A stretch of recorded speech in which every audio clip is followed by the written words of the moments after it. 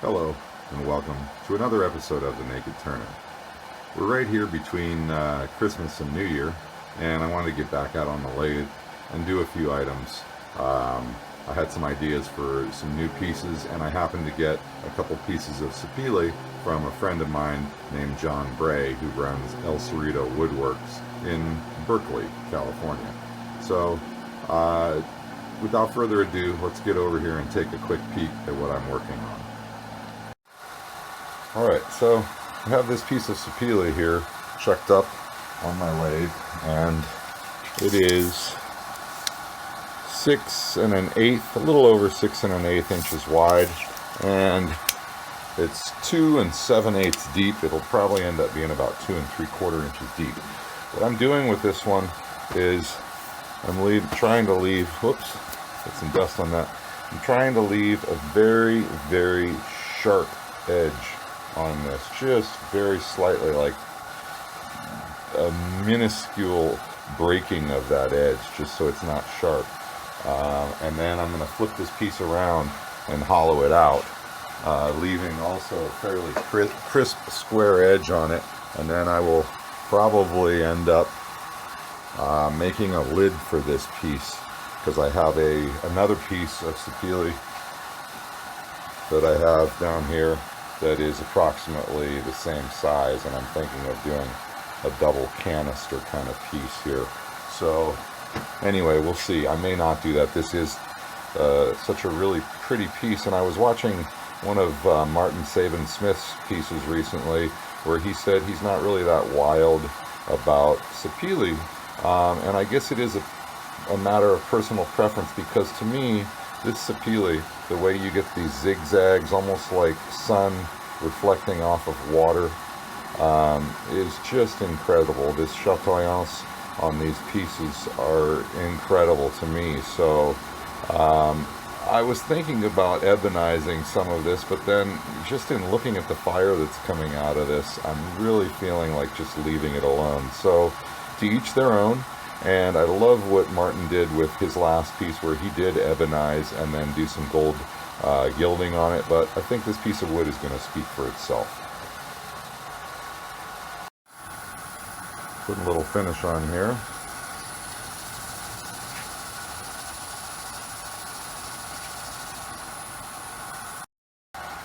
And once again, with this piece, just before I'm putting my finish on, I used some Yorkshire grit, and it's just, I can't say enough about this product, and I wish they were a little closer, but there are distributors that you can get Yorkshire grit from here in the States, and it is really nice for that final. Once you get up to 320 grit, you can put some of this on, buff it in for a little while, for starting out at about 500, and then moving up till you're happy with the level of sheen you have. And then I'm just coming back in and putting on my friction rub finish, shellac, boiled linseed oil, and on this particular one, boiled linseed oil. Sometimes I use walnut oil, so it just depends on what I have here in stock and who I'm making it for and what kind of vessel it's going to be. But anyway, there's the first coat of finish on, and it makes it even more incredible. So I really do love the golden and brownish red rusty tones of sapele, and it's a relatively inexpensive and better looking version, as well as being harder than mahogany. There's much more interest to it. Now mahogany, on the other hand, I'm not such a fan of. It doesn't ever really, the grain is very open. It's hard to seal the end grain. Sapele, as long as you cut it with a real sharp tool, you get a really nice cut. You end up with not having to do too much sanding, and then by the time you get to your Yorkshire grit, you end up with a beautiful piece like this. So anyway, there you have it. I'm going to flip it around. I'll put one more coat of finish on here. I'll flip it around and start doing some hollowing. Okay, I've got on my air hood, because whenever I'm working with this sapele, it's pretty intense, the smell. and it's a little more than I like to put into my lungs. Some woods are not as bad, but this sapele is pretty bad. So get this started up and turn it down just a hair. Spinning up here around 2400 RPM. Just going to surface.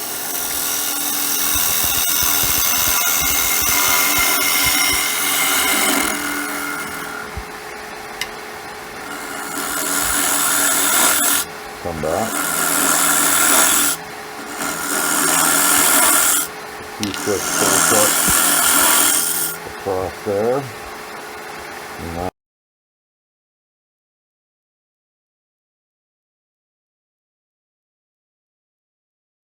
I'm going to come in with my 1/4 inch by 1/4 inch square nose scraper.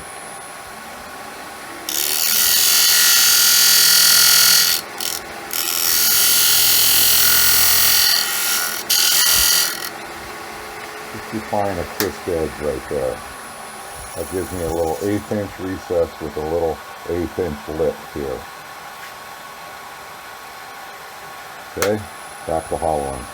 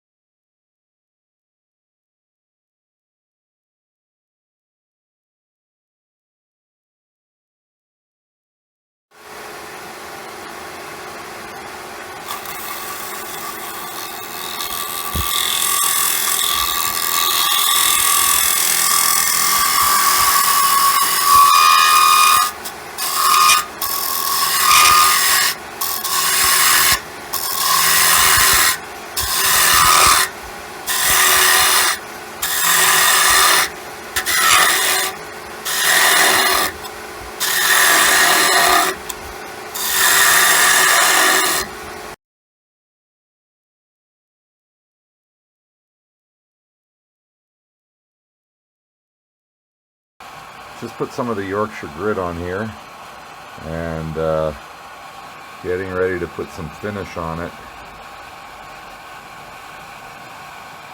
It's turning out real sweet. Got just a real soft little cove down in the bottom, but everything else is really sharp and crisp. There's some incredible grain right down in here. Beautiful twisty grain. And then some outrageous fire. Some more of this twisted end grain patterning right through here. And more fire. Anyway, one of the reasons I really do like sapele. Alright, so now I'm trying to make a lid for that piece. And trying to just do a dome lid on it. And I'm going to flip this around and hollow it out.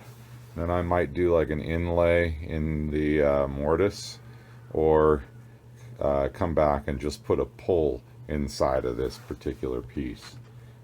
Something simple. I'm thinking maybe that this lid could pull off and become a bowl, so maybe the handle will be more like a foot for this piece that will fit into the mortise that I've created here, and then add a little foot to it, and it'll also act as a pull.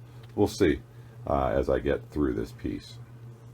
Alright, so now I've made a little lip here, or a rabbit here, and then I'm hollowing out the inside in order to make this domed lid for this piece. and I'll show you what I come up with once I finish this.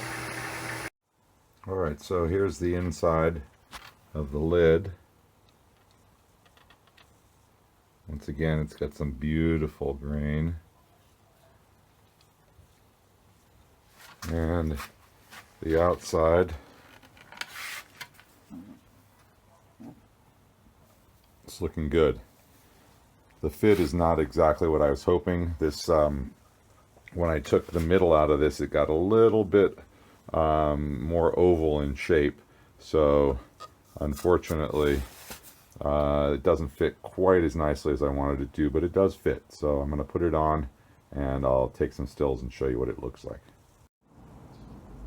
Alright, so here it is finished, and as you can see, there's a little bit of slop here, and it's a little bit oval. I wasn't trying to get a really tight fit, but I was hoping to not have that little lip there, but that's coming from the fact that it kind of made itself oval. I was going to pressure fit the two together and then sand them completely flush, but because the bowl is more of an oval now, I can't really do that. But it is going to be a nice little service dish.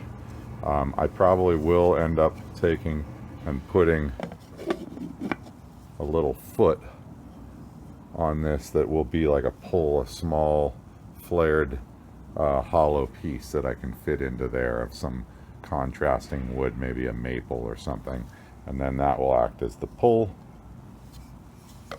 And I'm thinking what this could be is a small rice warming server bowl. Your rice would go in here. Oops, I got some dust down in there. Your rice would go in there. You could keep it warm. Serve it like that with a nice bowl. Whoops, with a nice bowl for the top. And there you have it. Finished piece. Alright, so here's the piece finished. I did end up making a little zebra wood foot for the bowl, so now it's a pull as well as a foot, and the piece came out really nice. I'm real happy with it.